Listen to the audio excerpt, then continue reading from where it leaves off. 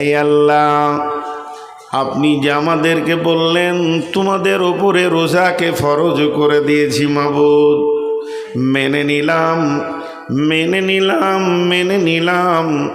গোলাম হিসাবে এতটুকু আপনার কথা প্রত্যাখ্যান করলাম না। তবে রোজা কেমন? রুকু করার নাম রোজা, না সাজদা করার নাম রোজা, না দাঁড়িয়ে থাকার নাম রোজা?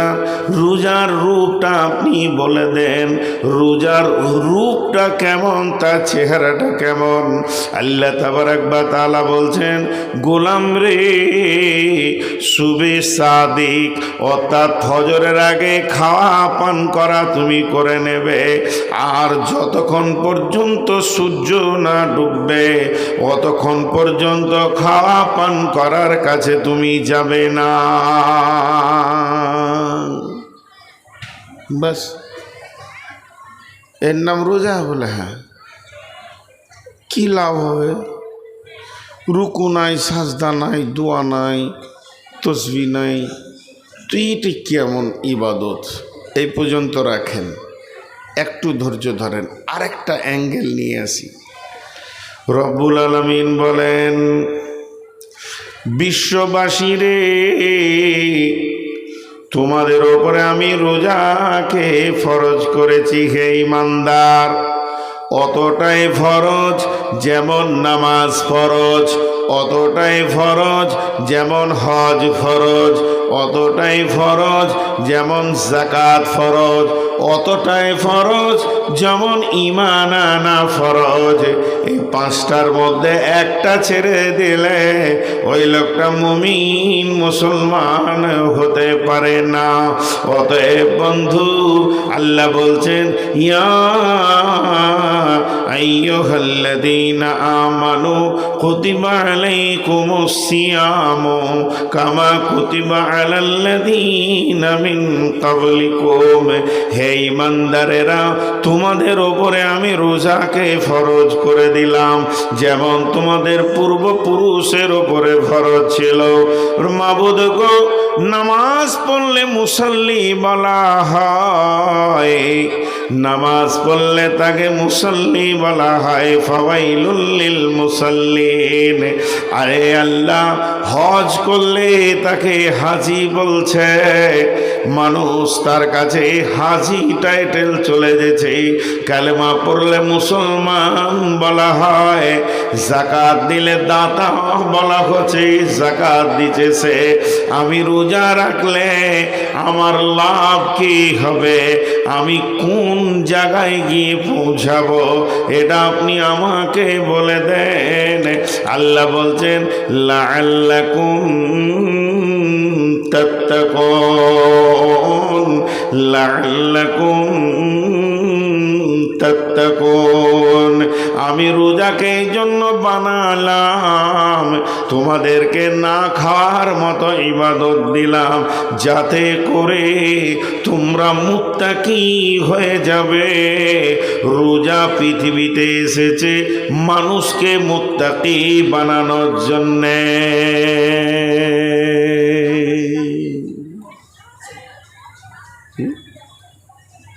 রোজা এসেছে মানুষকে মুত্তাকি বানানোর জন্যে। কি আজীব! আল্লাহর প্ল্যানটা কি সুন্দর!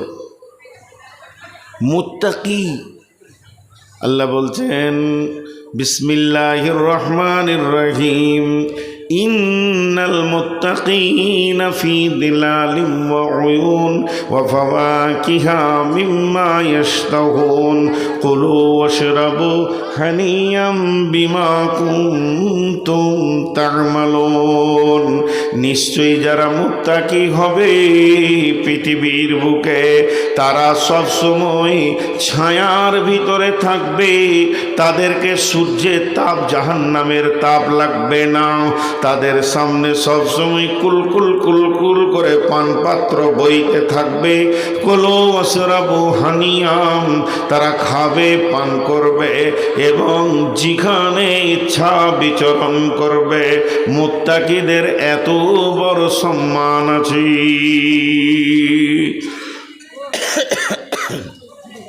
নাম্বার 2, মুত্তাকি হলে কি লাভ হবে? আল্লাহ বলেছেন ইন্নালিল মুত্তাকিনা মাফাজা হাদাইকা ওয়া আনাবা ওয়া কাওয়াইবা আতরাবা ওয়া কাআসান দিহাকা লা ইয়াসমাউনা ফিহা লাগওয়ান ওয়ালা কিযাবা। ও পৃথিবীর মানুষ, তোমরা যদি মুত্তাকি হও তোমাদের কোনো চিন্তা নাই। এখন আমরা সভাপুরের মাটিতে বসে আছি আর আমার আল্লাহ কালাম পাকে বলছেন, হে মুত্তাকির দল, তোমাদের কোনো চিন্তা নাই। যদি তোমরা মুত্তাকি হতে পারো তাহলে তোমাদের কোনো চিন্তা নাই, কোনো টেনশন নাই। তোমরা কোথায় থাকবে? বাগানের ভিতরে বিচরণ করবে যেখানে আঙ্গুর ভরপুর রয়েছে। ওয়াহাদাইকা ওয়া আনাবা ওয়া কাওয়াইবা আতরাবা। তোমাদেরকে সমবয়স্কা জান্নাতের হুরি নারী দিয়ে তোমাদেরকে আনন্দ দিয়ে দেয়া হবে। সেই জায়গাটা এত আনন্দ, ওই জান্নাতের ভিতরে তোমার স্থান হবে যদি তুমি মুত্তাকি হতে পারো। তাহলে মুত্তাকি হওয়া অনেক লাভ, কিন্তু বায়ান আমার রোজা। আমি আর 1 মিনিট মুত্তাকির কথা বলবো। যারা মুত্তাকি হতে পারবে তাদের কি কি গুণ থাকবে? বিসমিল্লাহির রহমানির রহিম। লাইসাল বিররা আন তুওয়াল্লু উজুহাকুম কিবালাল মাশরিকি ওয়াল মাগরিবি ওয়ালাকিন্নাল বিররা মান আমানা বিল্লাহি ওয়াল ইয়াউমিল আখিরি والملائكة والكتاب والنبيين وآتى المال على حبه ذوي القربى واليتامى والمساكين وابن السبيل والسائلين وفي الركاب وأقام الصلاة وآتى الزكاة والموفون بعهدهم إذا عاهدوا والصابرين في البأساء والضراء وحين البأس أولئك الذين صدقوا وأولئك هم المتقون। আল্লাহ তাবারক ওয়া তাআলা বলছেন, শুধু পূর্ব পশ্চিমে মাথা নাম করার নাম মুত্তাকি নয়। যদি তোমাকে মুত্তাকি হতে হয়, আল্লাহর উপরে ঈমান, আখিরাতের উপরে ঈমান, ফেরেশতার উপরে ঈমান, কিতাবের উপরে ঈমান, নবীদের উপরে ঈমান আনতে হবে, মাল দান করতে হবে, সালাত আদায় করতে হবে, যাকাত দিতে হবে। যখন কোনো মানুষের সঙ্গে কোনো ওয়াদা করবে তো ওয়াদা পূরণ করতে হবে এবং বিপদ আপদে ধৈর্য ধারণ করতে হবে। এই 10টা গুণ যার ভিতরে থাকবে, আমার রব বলছেন উলাইকাল্লাযীনা সাদাকু ওয়া উলাইকা হুমুল মুত্তাকুন। এরাই হচ্ছে মুত্তাকি। 5-7 মিনিট আমি মুত্তাকির কথা বললাম। কেন বললাম 5-7 মিনিট মুত্তাকির কথা? তার একটাই উদ্দেশ্য, সেটা হচ্ছে আল্লাহ বলছে তোদেরকে আমি রোজা রাখাচ্ছি, মুত্তাকি বানাবো।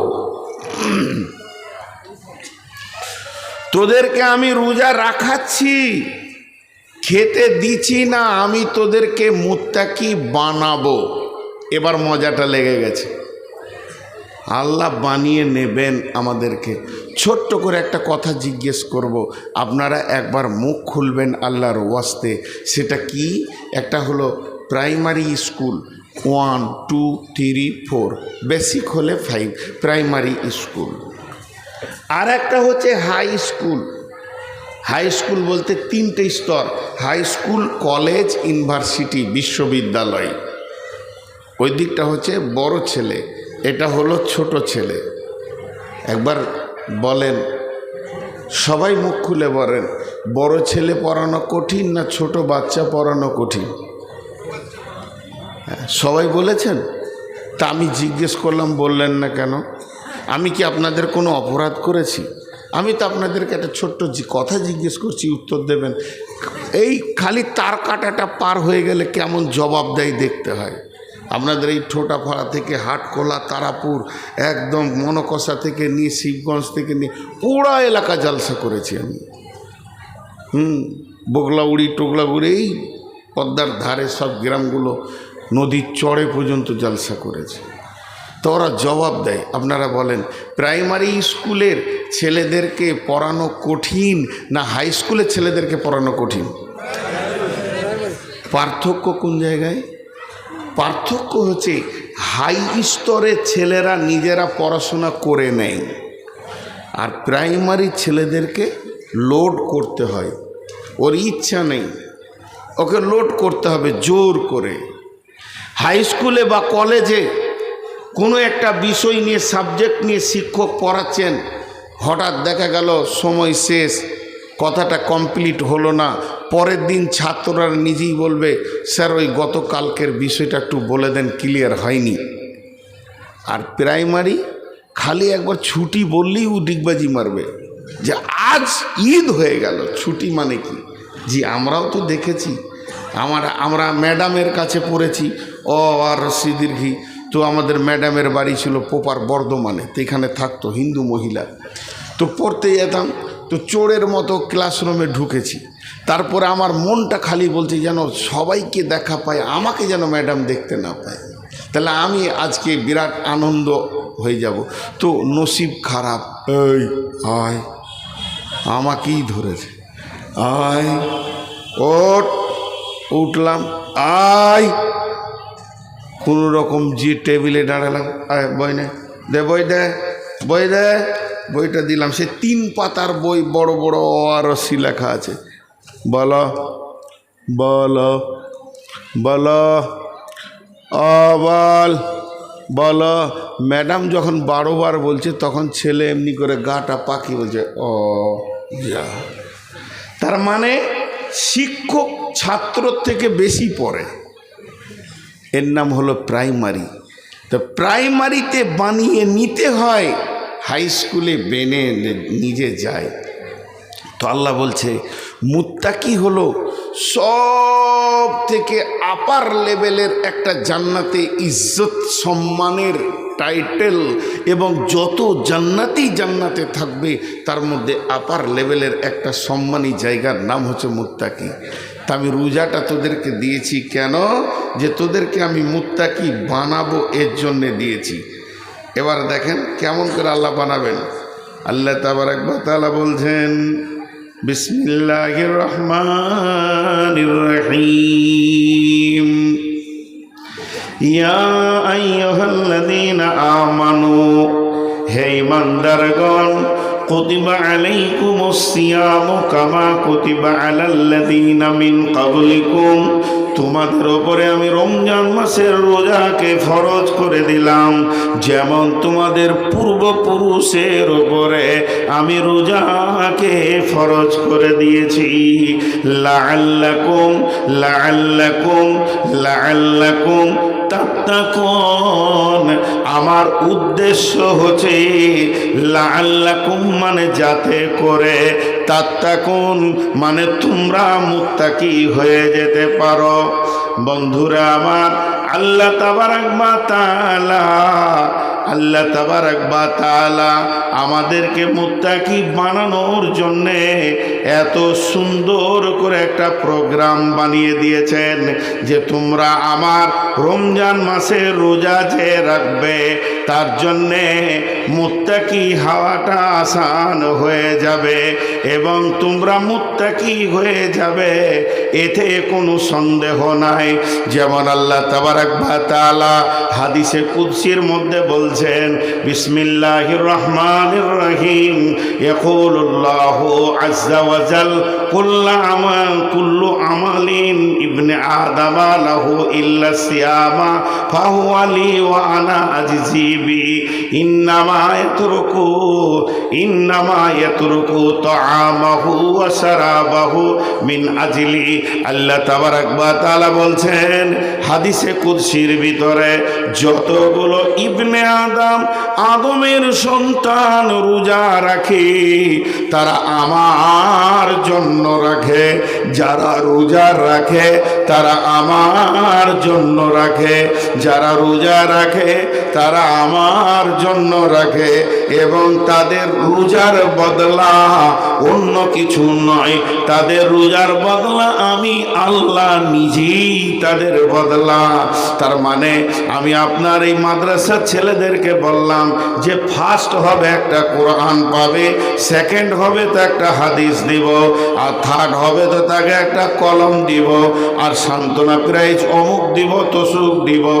এতগুলো প্রাইজের ঘোষণা করলাম, আর তারই ভিতরে বললাম যদি কেউ 5000 হাদিস মুখস্থ শোনাতে পারে তাকে আল্লাহকে দিয়ে দিব, মানে আল্লাহ একটা নিজেই প্রাইজ।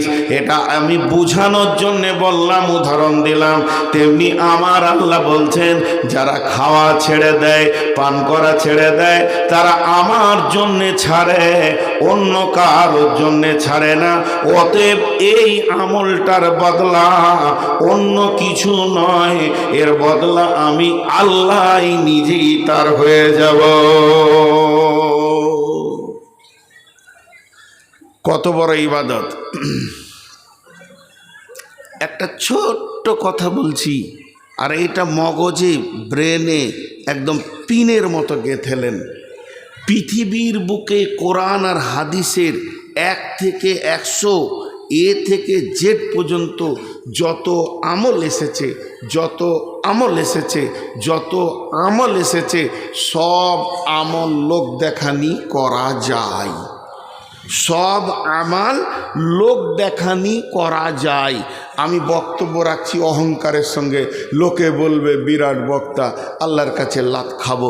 আমি সুর করে কোরআন শরীফ পড়ছি এমন সুন্দর করে, লোকে বলবে কারি, আল্লাহর কাছে লাত খাবো। আমি শহীদ হচ্ছি বীর হয়ে, লড়াই করে জান চলে গেল, লোক বলবি কত বীর রে, আল্লাহর কাছে লাত খাবো। আমি নামাজ পড়ছি লোক দেখিয়ে, আল্লাহর কাছে লাত খাবো, মানে বদলা পাবো না, বদলা পাবো না, বদলা পাবো না কোনো আমল। আমি দান করছি, লোক বলবে ওরে সুবহানাল্লাহ কত বড় দাতারে, আল্লাহর কাছে লাত খাবো। তার মানে হচ্ছে পৃথিবীর যত আমল আছে, ওই আমলটা যদি কেউ নিয়ত করে যে আমি লোককে দেখিয়ে করছি, সম্ভব সম্ভব সম্ভব সম্ভব সম্ভব সম্ভব। কিন্তু একটা আমল আছে পৃথিবীতে যেটা 1000 নিয়ত করলো লোক দেখানি হয় না, সেটা হলো রোজা, সম। আল্লাহ বলছে যারা খায় না, পান করে না, তারা আমার জন্যই করে না। যারা খায় না, পান করে না, তারা আমার জন্যই করে না। একটা উদাহরণ দিচ্ছি, বুঝাবার জন্যে বলছি। আপনার বাড়ি পারদাওনাপুর, আপনার বাড়ি সভাপুর, হঠাৎ আপনার মায়ের ওষুধ আনতে হবে, কিংবা পাম্প মেশিনে একটা পার্টস লাগবে। মাসটা রমজান মাস, ভোরবেলায় উঠে সাহারি খেয়ে ফজরের সলাৎ পরে বের হয়ে চলে গেলেন ধুলিয়ান ডাক বাংলা। মাল পেছেন না, ওষুধও পেছেন না। একজন বলল এই পার্সটা বহুত পুরাতন আপনার মেশিনটা, এই পার্সটা যদি নিতে হয় তো বহরমপুর গেলে পেয়ে যাবেন, আপনার কাজের জরুরি ছিল। আপনি মারলেন টান বহরমপুর।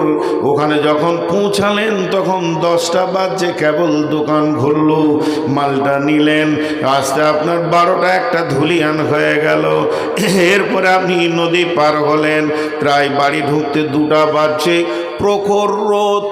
আর এই রোদে জার্নি করে ভিতরটা মরুভূমি হয়ে গেছে, মনে হচ্ছে যেন এক জকে হবে না, 1 বালতি পানি লাগবে তবেই জানটা ঠান্ডা হবে, তাছাড়া মনে হয় যেন ভিতরটা মরুভূমি হয়ে গেছে, শুকনো ঢোক গিলা হচ্ছে।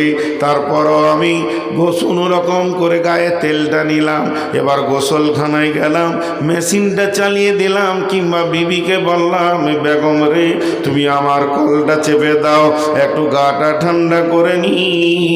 আমি মগে করে পানি নিয়ে মাথায় ঢালছে, শীতল পানি আমার চামড়াকে ঠান্ডা করছে। ভিতরে যেন আমার দিল বলছে ওই পানিটা এক গ্লাসও কম করে প্রয়োজন ছিল, কিন্তু ওই পানিটা যখন মুখের ওপর দিয়ে যেছে তখন আমি ঠোঁটটাকে চেপে ধরে নিয়েছি।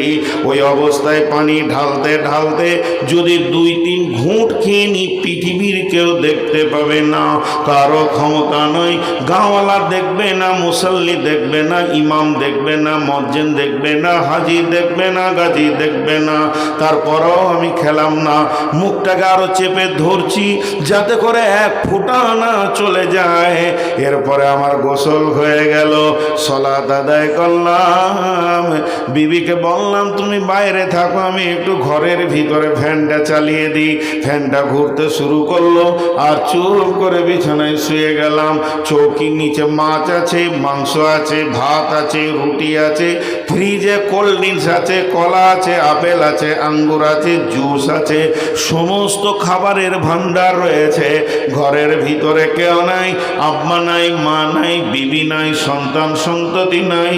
দরজা লাগানো আছে, হুড়কাও লাগিয়ে দিতে পারবো, সমস্ত কিছু ক্লিয়ার। এরপরও আমার মন বলছে না যে এক ঘট ফ্রিজের পানি পান করে নি। এটা কেন বলছে না? একমাত্র আমার দিল বলছে, আমার আল্লাহ দেখছে। এখন যদি আমি একটা আঙ্গুরও খেয়ে নি, সারা পৃথিবী না দেখলেও আল্লাহ দেখছে। এই জন্য আমার আল্লাহ বলছেন নিশ্চয় আমার গোলাম খাওয়া পান করা ছেড়েছে, আমার জন্যই ছেড়েছে। যদিও মানুষকে দেখিয়ে রোজা রাখতো তাহলে গোপনে পেট ভরে খেয়ে নিত, সমাজে বলতো আমি রোজা রেখেছি, পৃথিবীর কেউ জানতো না, রোজাদারের সম্মানটা ওকে দেওয়া হয়ে যেত। কিন্তু একমাত্র রোজা রেখেছে তো আমার জন্যই রেখেছি। এখন আপনাদেরকে আমি ছোট করে প্রশ্ন করব, বলেন লোকটা পরেজগার হয়েছে কি হয়নি? মুখ খোলেননি, কিন্তু আরেকবার প্রশ্ন করছি, আপনারা বলেন ওই লোকটা আল্লাহর ভয়ে পরেজগার হয়েছে কি হয়নি? বাস আল্লাহ ওইটাই চাইছে, আল্লাহ ওইটাই চাইছে যে আমাকে ভয় করে কাজ কর সারা জীবন। এটা 1 মাস খালি ট্রেনিং করাতে আসছে, ট্রেনিং। জি, এই জন্যে না খাওয়ার ইবাদত, কিন্তু এটা কষ্ট। রোজা রাখতে অনেকে বলে কষ্ট লাগে না, তাহলে লাগে না তো কি হলো, লাগে বলি তো নেকিটা পাবো রে বাবা। কষ্ট, আমরা কি হব আমরা জানি না, আল্লাহ জানেন। একটা উদাহরণ দিয়ে আবার 3খানা পরপর চমক উদাহরণ দিব, 3টে উদাহরণকে শুনবেন, গোটা রোজাটা যেখানে ঢুকে যাবে। তারপর আমি হাদিসের দিকে যাব। 3টে উদাহরণ। নাম্বার 1, এই যে রাস্তায় আসছিলাম, কোন দিকের রাস্তা সব হুঁশ দিশে চলে গেছে, ঘাটে থেকে যে রাস্তাটায় আসলাম, তো রাস্তায় 2 জায়গায় ইটের ভাঁটা দেখলাম, ইটের ভাঁটা। ওগুলো মাদ্রাসার ছাত্র মনে হচ্ছে যারা দাঁড়িয়ে আছে। কোন মাদ্রাসার গো? শোভাপুরের না দেওনাপুরের না নদীর ওই পার থেকে এসছে। এইটি দাঁড়িয়ে আছে কেন? এই তোমরা দাঁড়িয়ে আছো কেন? ওই দাঁড়িয়ে আছো কেন তোমরা? আজীব ব্যাপার, লজ্জাও নাই কিছু নেই। আপনাদের বিরক্ত লাগছে নাকি? 3 জন বললে খালি, এরা মুখ খুলে না কেন? এদের মেয়েগুলিই ভালো, চোপার জোর খুব আছে, 1 মিনিট বন্ধ হয়নি, এতগুলি লোক মুখ খুলছেন। আপনাদের বিরক্ত লাগছে? তাহলে একটা বিষয়ের উপরে কথা বলছি, তো 3টে উদাহরণ দেবো, 3টে। কাকে ডাকছে? ঠিক মনে হচ্ছে মারবে নাকি, ভয়ও লাগছে। আচ্ছা আনিকুল কোথায় গেল? আবার মনে পড়েছে আমাকে। হ্যাঁ ডেকে দেন না, ডেকে দেন, ডাকেন ডাকেন একবার। এই আনিকুল বাবু একবার এসো, শোনার দরকার আছে, তোমাকে একটা জিনিস আনতে বলবো আমি। অন্য কাউকে বলছি না, ভালোবাসছি তো আসছো না। আনিকল তুমি তো শব্দ শুনতে পাচ্ছ না, এসো কোথায় আছো? আর মহিলা মহল কথা বোধহয় বুঝতে পারছে না বাংলা কথা নাকি? মাথা খারাপ, কতদিন পর দেখা। মহিলা মহলে মা বোনদের কাছে আবেদন রাখছি যে হয়তো বক্তার বাংলা কথা বুঝতে পারা যাচ্ছে না নাকি, এত আওয়াজ আসছে এখানে যে বিদ্যুটে আওয়াজ আসছে। বাস চুপ হয়ে গেল। আপনি রাখেন, ও জিনিসটাই এরকম। আমাকে বাংলাদেশে এক স্কুলের মাস্টার আমার কানে এসে বলছে, হুজুর মেয়েগুলোকে চুপ করিয়ে দেন তো। তা বললাম মাথা খারাপ, আমার নিজের বই চুপ থাকে না, ফের লোকের বউকে চুপ করাবো। আমার বউকে যদি চুপ হতে বলি তো 20টা বলে। তো যাকে আমি ভালোবাসি, খাওয়াই, কাপড় দিই, চিকিৎসা ওষুধ দিই, সেই আমার কথা শুনে না, লোকের বউ শুনবে। ওই জন্য আর মেয়েদেরকে চুপ করতে বলি না।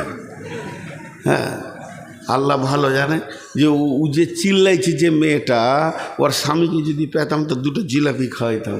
গরিব মানুষ, বেশি পারবো না, 2টো জিলাপি খাওয়াইতাম। বলে কেন? আমি 10 মিনিট ওকে সহ্য করতে পারছি না। ও আছে কি করে ওকে নিয়ে? হ্যাঁ, সংসার করছে কি করে ওইরকম মেয়েকে নিয়ে? আল্লাহ আকবার, কি যে আজাবে আছে ওই জানে, কাউকে বলতে পারছে না। চিল্লা চিল্লি মেয়ে। তো উদাহরণগুলো মন দিয়ে শোনেন। এই যে ইটের ভাটা, এবার ইট যে বানাবে, ও সকালে একটা বালতি আর কোদাল নিয়ে মাটির কাছে চলে গেছে। ধ্যান দিয়ে শুনবেন তো মজা লাগবে খুব। তো জোরে মাটিতে একটা কোপ মেরেছে। আর যখনই মাটিতে কোপ মেরেছে তো মাটি ওকে বলছে, আমাকে কোপ মারছিস কেন? এটা উদাহরণ দিচ্ছি, ভাবিয়ার না মাটি কেন কথা বলবে। উদাহরণ দিতে গেলে কিছু বোঝাতে হয়। তো এবার কোপ চলছে, বলছো ও ভাই মিস্ত্রি, তুমি আমাকে কোপাও কেন? মিস্ত্রি উত্তরে বলছে, চুপ করে থাক, সহ্য কর, দাম তোরই বাড়বে। বুঝে গেল? কোপ খেলো, খানিক বালু ছিটিয়ে দিল, তারপরে 2 বালতি পানি ছিটিয়ে দিয়ে লাত মারতে শুরু করেছে। লাত মারলে দাম বাড়ে না কমে? আপনারা উঠেছি যদি আমার চোপায় লাত মেরে দেন, দাম বাড়বে না কমবে? কমবে। কিন্তু যখন লাত মারতে শুরু করেছে, সঙ্গে সঙ্গে মাটি বলছে, বন্ধু তোমার কি গরু চুরি করেছিলাম নাকি? এত লাতটাও কেন? বলছি চুপ কর, তোরই দাম বাড়বে। লাত খেলো, এরপরে রোদে শুকাতে দিল। যখন শুকিয়ে টনটনে হয়ে গেছে তখন বলছে, বন্ধু পানি দাও সামান্য। বলে চলবে না, নষ্ট হয়ে যাবে। রোজাদারের অবস্থা তাই। এখন তোমাকে আমি বানাচ্ছি আর এই অবস্থায় তুমি পানি চাইছো, চলবে না। এবার ভাঁটি শুরু হলো। পাশে যখন কয়লা এলো তখন ওই সুখাইট মিস্ত্রিকে ডেকে বলছে, বন্ধু এমন একটা জাতকে আমার পাশে দিয়েছো, দেখি তো নোংরা, তারপরেও নিজে জ্বলবে আর একজনকেও জ্বালাবে, এত কষ্ট কেন তুমি আমাকে দাও? তখনও বলছে, ধৈর্য ধর, তোরে দাম বাড়বি। যখন চচ্চরে হয়ে পুড়ে গেল, মিস্ত্রি বলছে, যত ভালো পুড়বি তত দাম বাড়বে, আর ছালো ঢবি তা আবার লাত খাবি, রাস্তায় ফেলবে লোক। এবার দেখা গেল 1 নম্বর গ্রেটে লাল ইট হয়ে পুড়ে গেছে। তখন ওই ইটকে 1 নম্বর, 2 নম্বর, 3 নম্বর থাকিয়ে রেখেছে, ভাঙা চোরা এক পাশে রেখেছে, ছালটগুলো আর একদিকে রেখে দিয়েছে। তখন বন্ধুরে, মাদ্রাসাওয়ালা, মসজিদওয়ালা, কলেজওয়ালা, স্কুলওয়ালা, কোম্পানি ইট কিনতে গেছে। ইটটা ধরে বলছে, এটা 1 নম্বর মাল, কত দাম? ইট তখন বলছে, বন্ধু কত কোপ খেয়েছি, কত লাত খেয়েছি, আর কত কষ্ট করে নিজেকে জ্বালিয়েছি, তবেই না আমি মসজিদের দেওয়ালে লেগেছি, মাদ্রাসা, কলেজ, ভার্সিটি, আর আপনার কিনা স্টেশন, এয়ারপোর্টের দেওয়ালে লেগেছি। তাহলে আমার জিন্দেগি জ্বলেছে, তাই ঠিক দামি জায়গায় এসে গেছি। অতএব আল্লাহ বলছে, তোরা রমজান মাসে আমার আইনগুলো মেনে নিয়ে ধৈর্য ধরে নে, জান্নাতের আপার লেভেলে থাকবি। বুঝাতে পারলাম? আপনারা বুঝেছেন, আলহামদুলিল্লাহ। আর একটা উদাহরণ দিই, আর একটা উদাহরণ। যখন লোহা তরল হয়ে গলে, এই লোহা এমনভাবে গলে যায় মনে হবে পানি। তো লোহা যখন তরল হয়ে গলে তখন ওই লোহাটাকে প্লাস্টিকের বালতি করে নিয়ে গিয়ে ছাঁচে দেয়, তাই না? আর হ্যাঁ না বলে না? বলছে হ্যাঁ। লোহা গলে গেছে যে প্লাস্টিকের বালতিতে দিয়েছে। কি সুন্দর মন দিয়ে শুনছে। আজই লোহা প্লাস্টিকের বালতিতে যাবে? লোহা যখন গলে যায় তখন একটা ছাঁচের মধ্যে দেওয়া হয়। ছাঁচটা টেম্পার কত, ওকে রেলের চাক বানায়, রেলের পাতি বানায়, পাম্প মেশিনের পার্স বানাই, তাহলে ছাঁচটা মজবুত কত।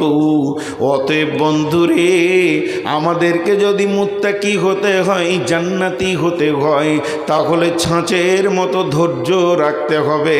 আল্লাহ আমাদের ওপরে পরীক্ষা চালাবেন। মা বোনেরা শুনছেন না তো কি আর বলবো, তবু মেয়েদেরকে একটা ওসিয়ত করছি। হে আমার মা, হে আমার বোন, আপনাদেরকে একটা রোজার উদাহরণ দিচ্ছি। সোনা তো সোনাই, সোনার 70 টাকা, 10 গ্রামে 70,000 টাকার দাম। সোনার 70,000 টাকা দাম। এখন যদি আমি 20 গ্রামের সোনা দিয়ে একটা গলার হার বানাই, আর গোটা হারটা অত্যন্ত সুন্দর বানিয়েছেন কারিগর, খালি হুঁকটা একটু বেঁকা, সামান্য হুঁকটা একটু বেঁকা হয়ে গেছে, বিবি বলবে জি ইচ্ছাই কি জিনিস বানিয়েছে, 1,40,000 টাকার মূল্য নাই, দুধ ছাই বলে দেবে। ছি, দেখো তো মালটা হয়নি। তার মানে হচ্ছে সোনা যতই দামি হোক না কেন, সোনাকে ভাটিতে ঢুকতে হবে। সোনা যতই দামি হোক না কেন, অ্যাসিডে পুড়তে হবে, সোনাকে আগুনে জ্বলতে হবে, তারপরে সে ডাইসে যাবে। এরপরে তাকে সোয়াগা দিয়ে ছিলে তাকে পালিশ চাপাবে। যখন অতি সুন্দর হয়ে যাবে, এত দামি জিনিসটা এতগুলো মার খেলো, হাতুড়ি খেলো, ডাইস খেলো, আগুনে গেল, অ্যাসিডে গেল, সোয়াগাতে ছিল, যাদের কাছেও গেল তাদের মূল্য কিছু নাই। সোয়াগার খুব বেশি তো 30-40 টাকা কেজি। হাতুড়িতে যে মার খেয়েছে, ওই লোহার হাতুড়িটা খুব বেশি 80-90 টাকার কেজি। আগুনের মূল্য নেই। কয়লার আর কত দাম।